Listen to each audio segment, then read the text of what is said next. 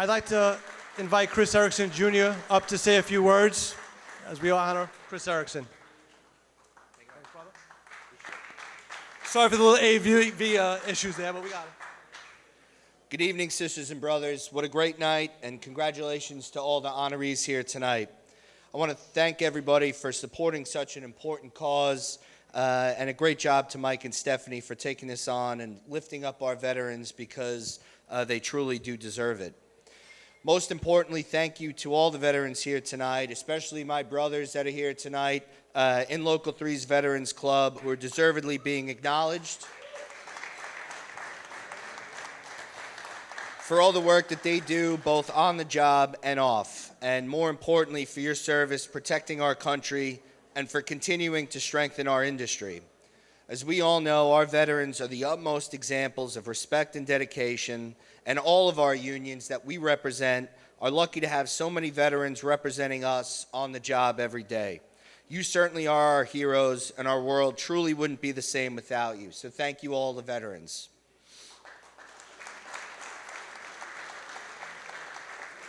So tonight it's my honor to introduce my business manager, Chris Erickson from Local 3. I'm not going to read his bio. You know who he is. He's a fourth-generation Local 3 member, 50 years in our union. He's learned and followed Harry Van Arsdale Jr., Tom Van Arsdale, greats in the labor movement. He's served 880,000 members of the IBEW as the International Executive Council Chair across the United States and Canada. And he spent the last 19 years as the business manager of Local 3, protecting the members, standing up for them every way he can, protecting our benefits, and getting us to where we are today. So we know that there's no better labor leader than for Local 3 than Chris, and we recognize him tonight, not because he had the chance to serve himself, but in his own way, he's dedicated his life in service to our union and to the members of Local 3 and their families, tens of thousands of people who have had the chance to join the middle class because of what he's done standing up on behalf of them. And he's played a significant role in lifting up and supporting our veterans. As far back as 2017, we think, along with Senior Assistant Business Manager Ray Melville, who's here tonight, they were able to put together this Veterans Club, get it off the ground, and get it where it is today, making sure that veterans are a priority in our industry, that they have the support and everything they need to be successful on the job and off the job. So it's our honor tonight to bring up Business Manager of Local 3, Chris Erickson.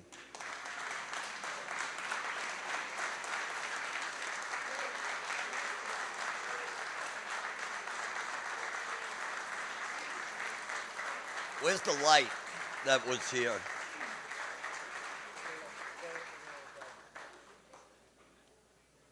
Thank you. How you doing? Yeah, New York greeting. How you doing? If you're south of the border, it's how y'all doing. You got to get that in there. Hey, Chris, not bad. I taught you everything you know, right?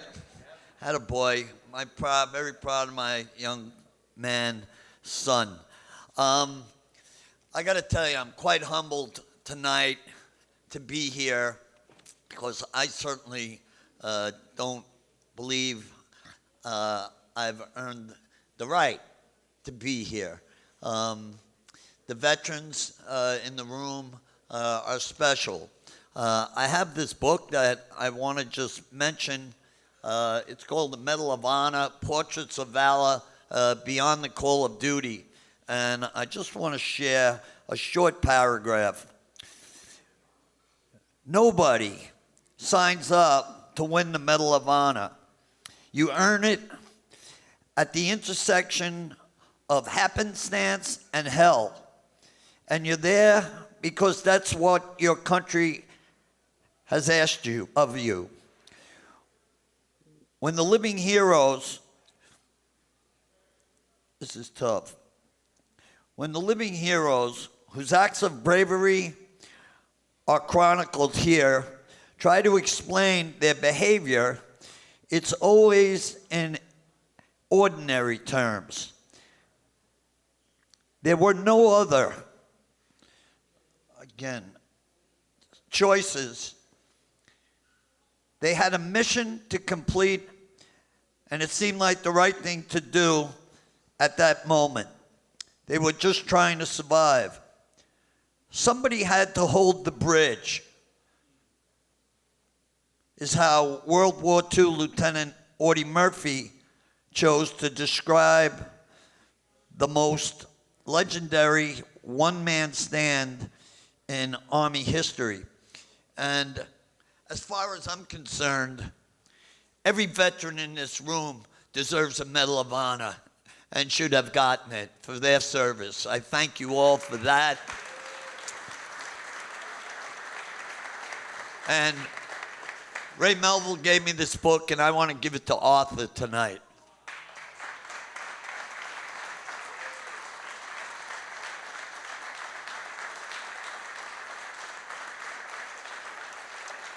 It is extraordinary. Tonight, you didn't just come here to drink beer and eat bratwurst, although it's part of the deal. There's going to be an ask at the end of this conversation. And I want to share with you a number of things that the Veterans Club in Local 3 has done. And again, since probably around 2017, they support Socks for Heroes, Marine Corps Toys for Tots, Wreaths Across America, placement of flags on Memorial Day. They hosted the 3rd District of the IBEW, New York, Pennsylvania, New Jersey, and Delaware out at Santorini for a conference. And they do the work. They participate in the mentorship programs of Local 3, and they help other veterans transition into the trades. And I'm so proud of our members, our Veterans Club, and the work that they do. We had a special breakfast, a scholarship breakfast, and Chuck Schumer called me. He said, I met a guy that I think would be a great speaker for your breakfast. And I said, who is it? He said, his name is Peter Pace. Peter Pace was the first Marine Corps chairman of the Joint Chiefs of Staff.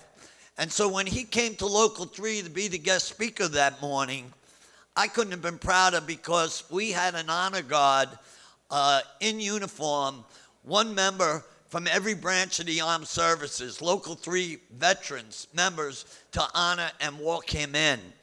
I couldn't have been prouder that day as we read their service standing on the stage. But it turned out, why Peter Pace?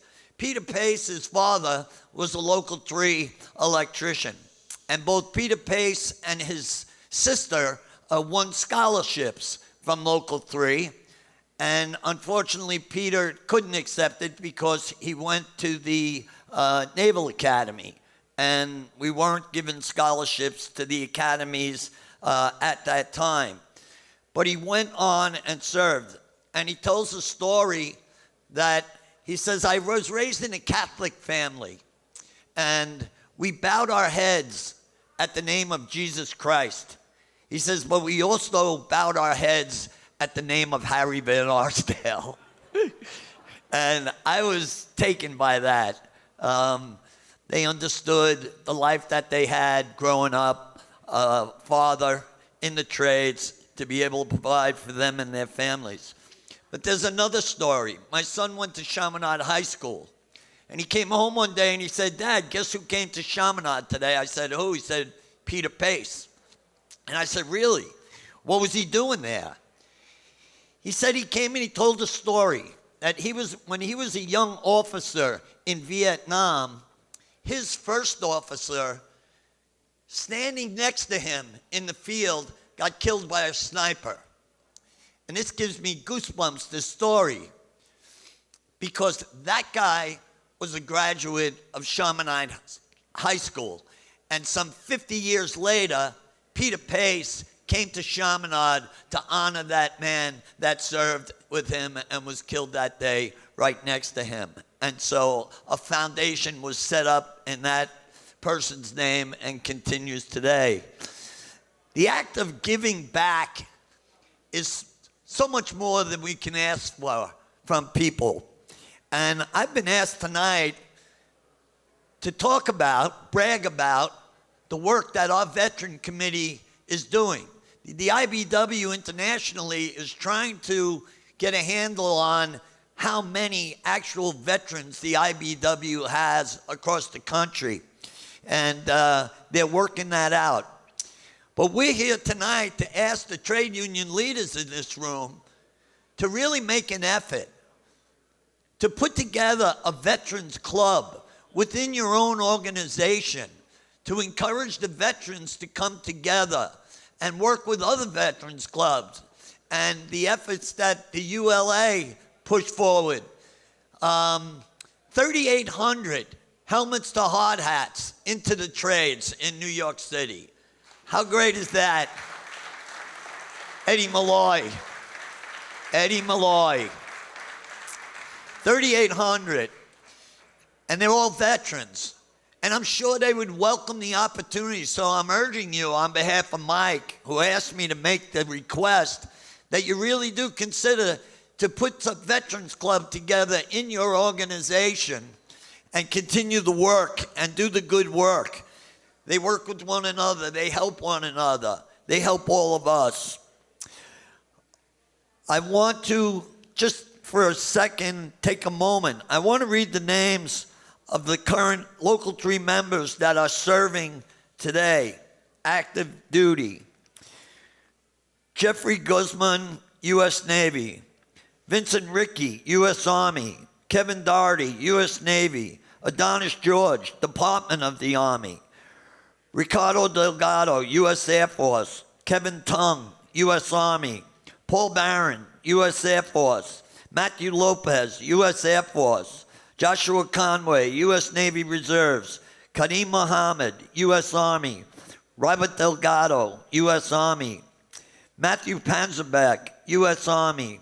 Ada Torres, U.S. Air Force. Ryan Kelly, U.S. Army. And Andrew Howlett. We read those names at every union meeting every month, and we ask that you please keep these members in your thoughts and prayers, and that they will return home safely to their family and friends. So very proud. So very proud of the membership. And so I want to, again, acknowledge Greg Smith, who's going to come up to the mic. He's the president of our Veterans Club. Again, acknowledge Ray Melville as an advisor to that club, a Vietnam veteran, and Derek Jordan, U.S. Marine Corps veteran as well. I'm honored to be a part of this tonight, and I hope you take seriously the request, and Local 3 would be very happy to share in any way we can to help you get a veterans group off the ground. Guys could come to speak to your membership, talk about what they do and why it's so important that they should also consider starting a club. So Mike, Stephanie, thank you very much. Again, I'm humbled. I was 18 in 1973, graduated high school, and Vietnam was just about over. I had a draft card, and but I never did have to get the opportunity to serve. So I served in a different way, as Chris said, served the members of Local 3. What was instilled in me from my grandfather, Harry Van Arsdale, and my uncle, Tom Van Arsdale, I'm only the third business manager in Local 3 since 1933. 92 years my family has run Local 3. And the reason for that, is because they instilled in me that the only purpose of the union is to serve the membership. And they did it with distinction. I've tried my best to do it as well. And when you do that, you have the support of your membership. You don't have to look over your shoulder every 3 years. Some asshole going to run against you, think he's going to take over your local union. It doesn't happen. And when you don't have to worry about that, you focus on the problems, solving the problems that your members are facing. And there's progress. And we've had 92 years of progress in our great organization, and I'm so proud. I have a son that's right behind me. He's one of 4 boys, and he gave me the greatest gift of my life, a granddaughter. who's 10 now. And when she was born, I put a picture up on the screen behind me at the union meeting, and I said, let me introduce you to the first future female business manager of Local 3. I'm keeping my fingers crossed, except this morning, I take her to school on Wednesday morning, so I get grandpa time with her. I said, Madeline, have you ever heard of the U.S. Military Academy? And she looked at me. She's 10. I go, what about the Naval Academy? I says, Google them. And she spent about 20 minutes, 10 years old, listening to the appeal for people to attend military academies. And I started to get very nervous. I said, Madeline, please do not tell your mother or father that we had this conversation today. But you never know. The service has given the vets, as my co-honoree stated, just a foundation to lead, to be the first one through the door, and I can't be more prouder than our Local 3 vets. And I'll bring up our president right now. One more sec. Thank you very much, everybody, and thanks for being quiet in the back. Let me read this off to you. Hold on. Where's the cigar? Yeah, the Foundation Award presented to Chris Erickson, Business Manager of IBEW Local 3, in recognition for your leadership and dedication to IBEW Local 3 and the veterans community. Through your vision and commitment to union values, you've strengthened the Veterans Club, created opportunities for those who serve, and upheld the proud tradition of the IBEW, setting a lasting example of service, solidarity, and inspiration. Thank you for leading by example, ensuring that our veterans always have a place to belong and thrive.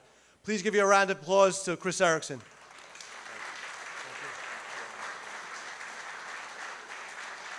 Come on, Seth. Come on.